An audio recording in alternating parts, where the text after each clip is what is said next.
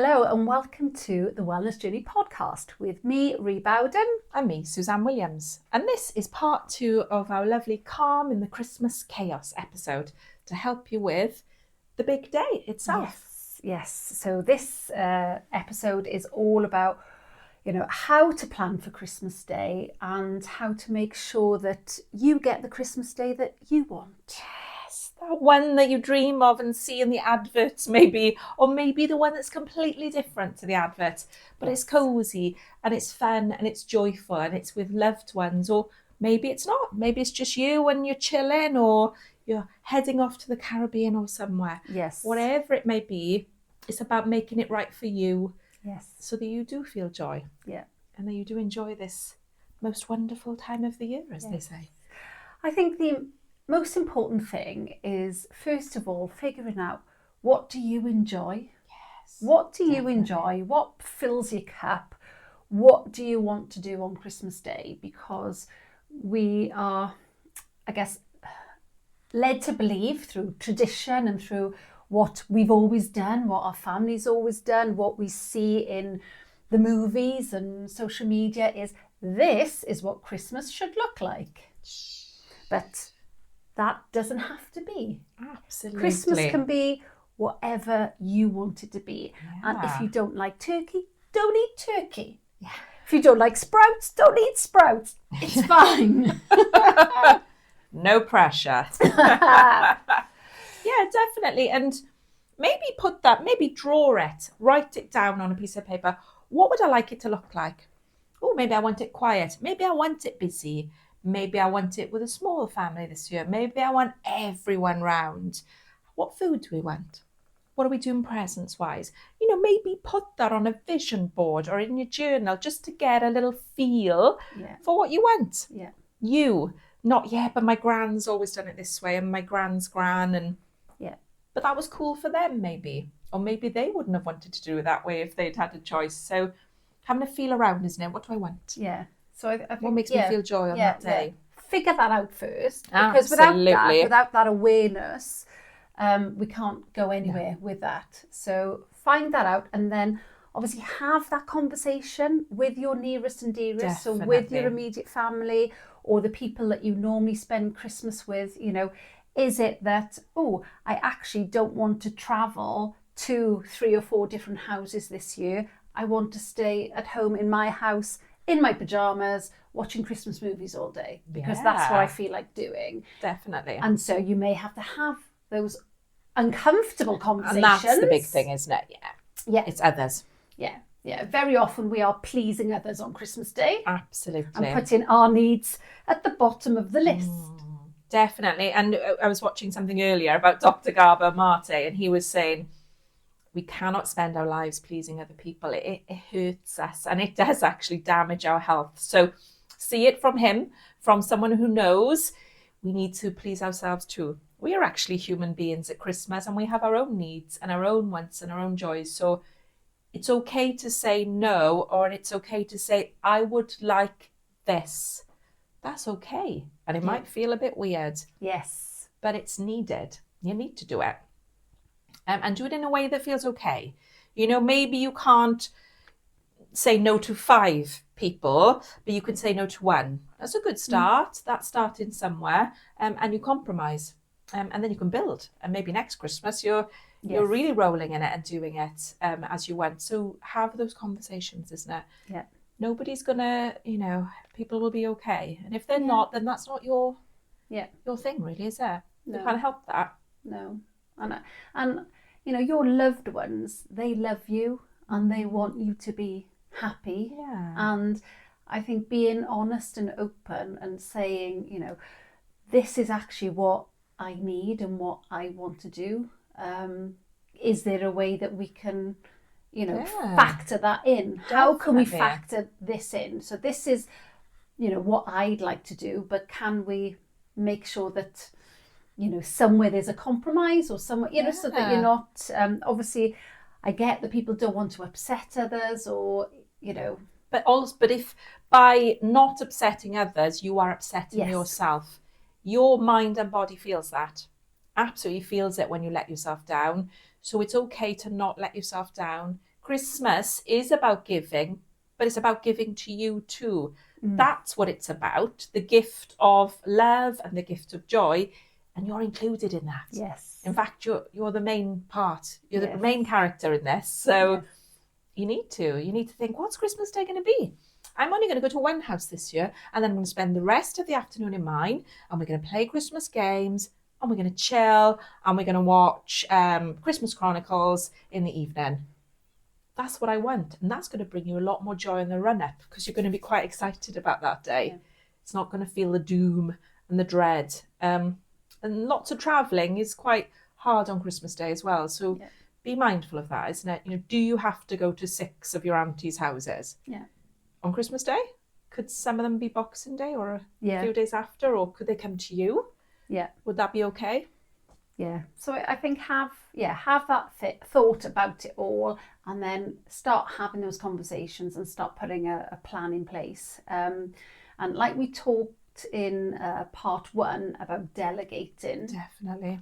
I think delegating certain, tasks to people and sharing out what is normally done. I don't know about you, Suzanne, but in our household and how we've been brought up, it's very much the woman that is doing the cooking and the shopping and the running around. And I think, this year it's definitely going to be giving out jobs to, okay, well, you can pick up all the wrapping paper and put that in the recycling. You can do the dishes. You can, we have little roles and spread them like all little out. elves. Little elves. Santa's helpers. Yes, little elves. And I because I think once you've always done something, unless you sort of actually say, hang on here, would somebody mind just being responsible for this? And then that person knows, okay. Yeah, it becomes habitual. So nobody is noticing what's happening. And you're saying to your friend, you'll never believe this. I'm doing everything again this year. I've put up the tree, I'm doing this. But those around you are in habit. They know that you do that. They're not being mean or unkind. No. It's a habit. It's what they're used to. So you need to break the habit and bring awareness to it. Every year I do this, and I've loved doing it. I'd like us all to take part this year and put it nice and softly. Let people see. I mean, we all have these different habits in every area of our life. And we have to cast awareness to them before we see them. And we go, oh, I do that every year, but nobody's forcing me. Nobody's like bending my arm behind my back and saying, you put up that Christmas tree. You make sure those baubles are on the right branch. Nobody's doing it. You are. Yeah. So it's about delegating the roles. And when I was young, luckily my dad was awesome as well. And he'd do the cooking and he'd, make Christmas breakfast and he would help out.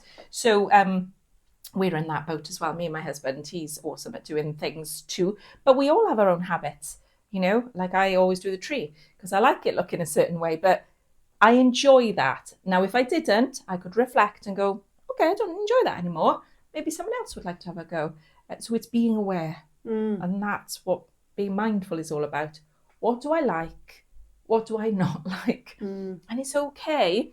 In fact, there are doctors now saying that people need to stop people pleasing because it is doing lots to our immune system and our health. So see it from a health point of view. I can't please everybody. I'm not meant to. Yeah. People are meant to please themselves. It's their job to be happy. It's their job. Your job's you, and the gift of giving is giving you health, happiness, joy, and those around you feel it. So you're giving them an extra gift. They got a happy mum, dad, Uncle Jeff instead of a miserable, cranky one in the corner that you wish wasn't in the house that day. So the gift is you.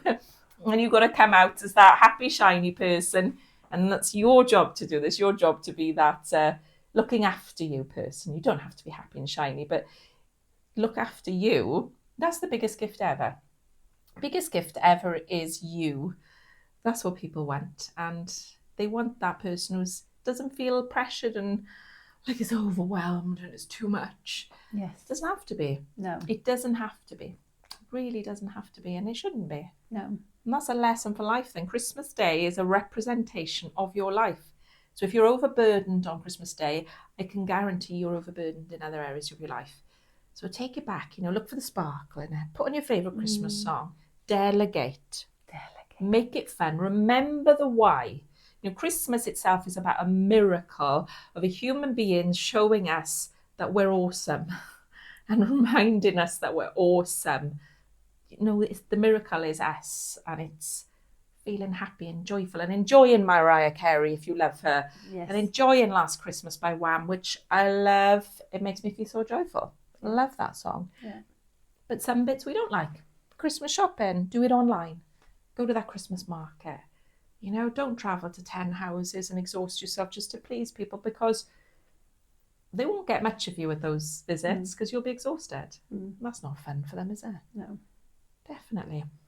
And I think it's also Christmas Day can be incredibly emotional for us all as well, when there are people missing. So from the table that you're, definitely.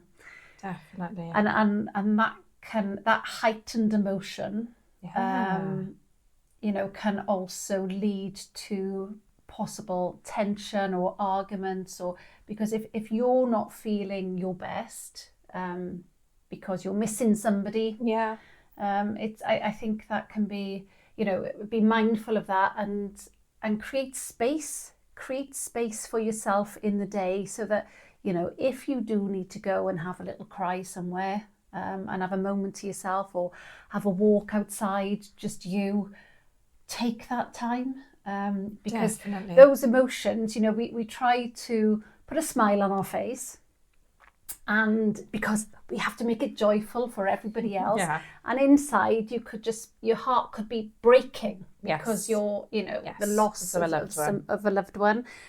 Definitely. So be gentle, give space and be gentle with yourself, and definitely. It is all about self-care. Absolutely. It's about self-care, and we don't have to do it all, be it all. Absolutely. And if there are loved ones missing, that's a nice thing. It's something we do. My dad passed a few years ago. Something we do is we put up a Christmas star on a local village tree, and that's a connection. That's like, this is what I do for my dad at Christmas. So he is there. He is with us. So creating a ritual or something lovely that helps you feel they are here, they get to set, and you remember them, but it gives you a little bit of joy as opposed to maybe the feeling of lack or loss. There's lots of lovely things we can do to make things easier, and light a candle. Yeah, absolutely. Let a candle burn and light a candle for them in the morning, because they love that. Yeah, absolutely. Doing things that are right for you. I think that's what Rhi and I are saying in both of these parts. What do you need? What do you want? It doesn't matter if for 40 years you have done what other people have wanted you to do, or you've believed. Do what you want this year. The gift of you, the gift of a happier you, healthier you, more joyful you, less frazzled you. That's got to be the best gift that you can give on Christmas Day. Isn't it nice to have your happy Auntie Jane? I don't know who she is, Auntie Jane. Hello, Auntie Jane, if you're out there. I haven't got one myself. We want Auntie Jane to be happy, don't we? We want her to come with her Christmas hat on, and we want her to be joyful, and we want to see her thrive. We really want to see her thrive. So pretend you are Auntie Jane this year. What do you want for your Auntie Jane? Reflect like that and know that Auntie Jane, she knows what she needs. She does, deep down, and let her have some of that, as much as you can, because this is a beautiful time of year. And I feel it's a beautiful time of year when we look after what we need, and we reflect and we feel grateful. Gratitude is a huge one for Christmas. Grateful to have family, maybe grateful to have your health, grateful to have food on the table. We don't have to have 4 trolleyfuls of toys to be grateful. We could be grateful for the one thing, that your favourite Christmas chocolate that you have, and you're like, I'm going to watch the film, it's my favourite chocolate bar. Yeah. That's gratitude there, isn't it? And gratitude is a beautiful feeling. It's more beautiful than an Xbox. Yes. I believe. And if you get an Xbox as well as the gratitude, then that's cool too. Yeah. It's all good. Yeah. It's a re-evaluation, isn't it? Yes. Of what it's all really about. Yes. Yeah. And I think when we're mindful on Christmas Day, when we're in the moment and we're mindful and we can pause and just reflect and just say, yeah, this is awesome, or this needs to slow down. Yeah. And I just think it's, again, it just brings it back to self-care, doesn't it? Absolutely. Self-care makes the world go round. If we look after ourselves, we're happier and more jolly. We don't hurt other people. We don't do things that make the world a darker place, because we're coming from a good place. And that's got to be what Christmas is all about. Joy to the world, peace to the world. We all want peace this Christmas, and we can send it out a little bit more when we are looking after ourselves too. Yes. That's got to be a good thing for everybody in this world, on the four corners of this world and beyond. We want to feel joy. We want to feel peace. We want to make the world a better place. But it starts with us. It has to. Yeah. So hopefully that'll help us. Yes. And help you. And I hope you do have a very Merry Christmas. Yes. Yeah, looking after you, and maybe pop in the comments, whether you're watching on YouTube, Amazon or Spotify, pop some things in, I'm looking after myself this Christmas by doing this. Or I've given myself the gift of peace this Christmas. We'd love to see that, wouldn't we? To share that love and joy. We love it when you get in contact. So have a Merry, Merry Christmas. Have a wonderful Christmas. And to help you through that Christmas period, our next episode, we're actually sharing some top tips and our tools to get through the Christmas period. So look out for that one as well next week. Yeah, calming and soothing and relaxing and inspiring. Yes. So as always, we are sending love. And remember that you are awesome today and always. Yeah, you're a miraculous being. A miracle created you in that moment, and you are here and you deserve to feel joy. So Merry Christmas. Merry Christmas.